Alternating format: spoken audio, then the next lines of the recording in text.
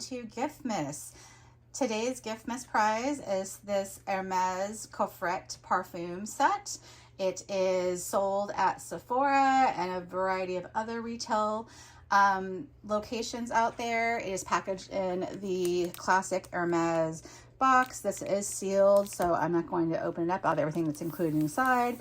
There is a quick listing right there. It's basically 4 mini bottles of the typical fragrances the house provides there. A good sampling of what they offer, but Hermes does sell a lot more at their website, but these are the ones that are most commonly found at all the Sephora, Ulta's, Nordstrom, all of their retailers that they sell outside of their boutiques, but within their boutiques as well.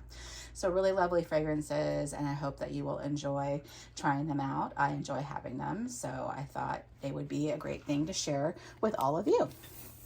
If you want to enter this, please follow the link down below. You'll want to comment that you've entered down below, and then follow the link to Rafflecopter where you'll be able to enter for the giveaway. You'll want to know today's code word, which is Hermes.